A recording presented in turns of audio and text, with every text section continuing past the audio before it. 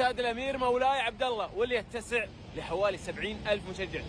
أكثر من 68,000 مشجع يستوعب هذا الملعب. هذه التحفة المعمارية اللي راح تستضيف الافتتاح غدا 21 ديسمبر والختام يوم 18 يناير.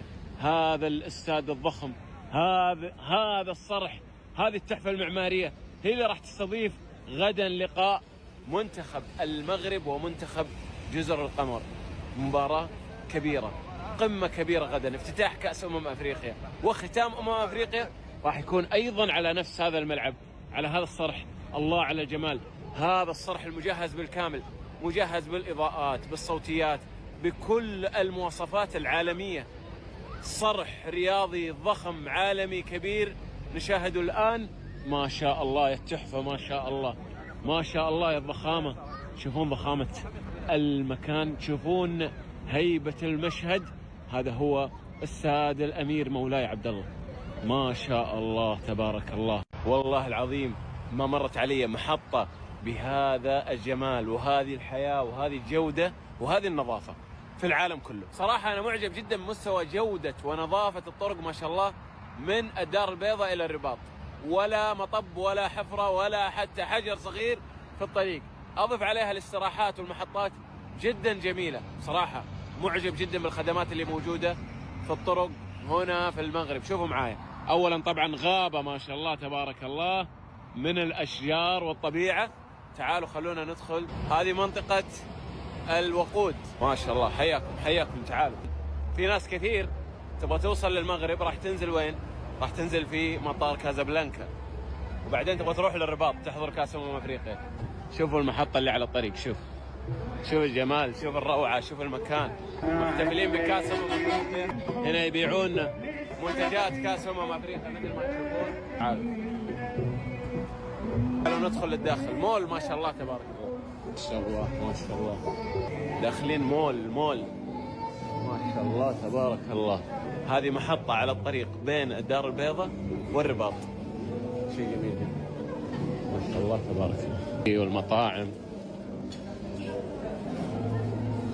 روعة يا اخوان، ما بعدها روعة ما شاء الله ما شاء الله.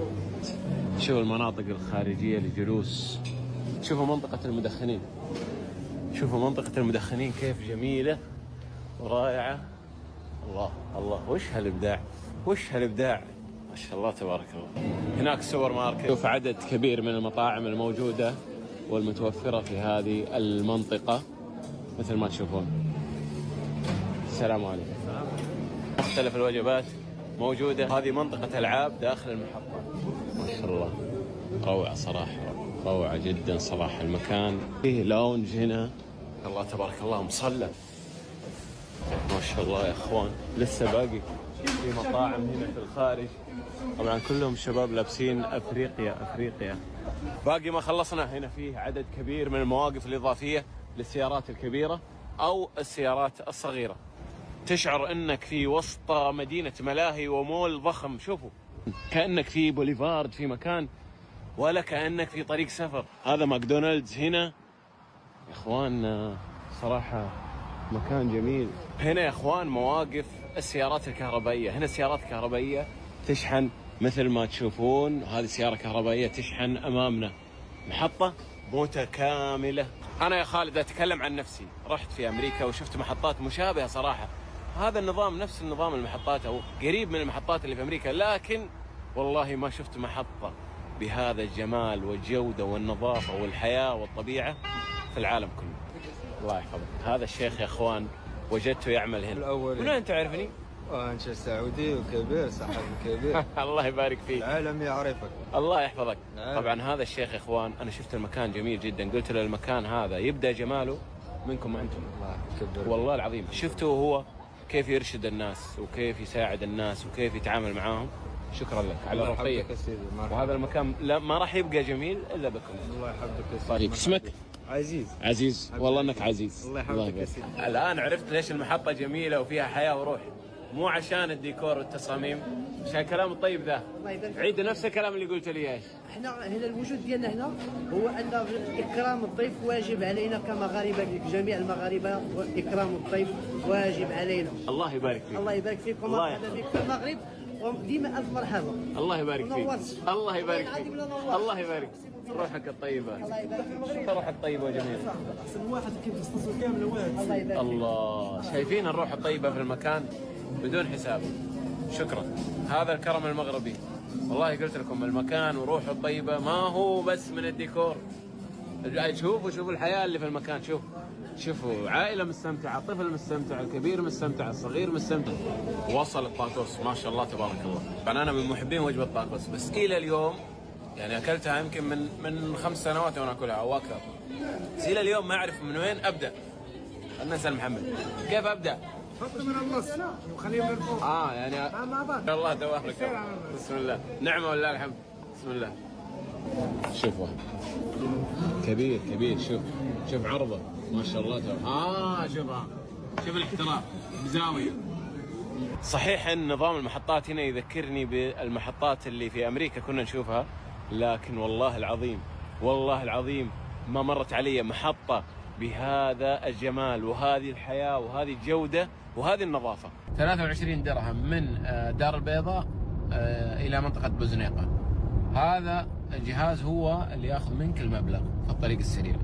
في المقابل أنت تحصل على خدمة، تحصل على طريق نظيف. هذه فكرة الدفع على الطريق.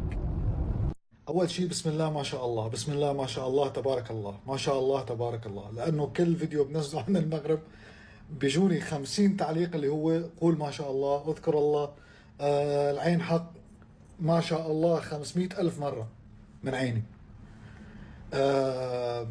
هذا الملعب هو ملعب مولاي عبد الله في الرباط في المغرب. هذا ملعب عالمي، هذا ملعب راح يستضيف كأس أفريقيا، وأجزم انه هذا اجمل ملعب في التاريخ بيستضيف مباراة لكأس افريقيا. اجزم اني ما شفت ملعب بهذا الجمال يستضيف مباراة في كأس افريقيا.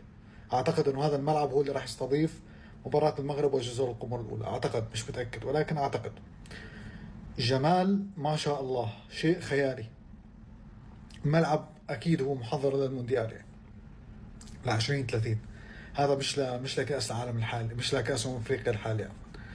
ولكن حجم الجمال والإبداع اللي فيه رهيب جدا. والأجمل من ذلك أنه الاتحاد المغربي والمغرب مجهزين هذا الملعب من الآن ليختبروه لكأس العالم، على أساس أنه بكأس العالم ما يكون فيه ولا غلطة تنظيميا، بالمقاعد، تسرب مياه، مش عارف شو، لا تعال كل الاختبارات اللازمة وببطولات قوية. فبرافو برافو برافو، وما شاء الله، الله يحفظ المغرب، وتكون بطولة كأس أفريقيا بطولة ناجحة والأنجح في التاريخ أيضا.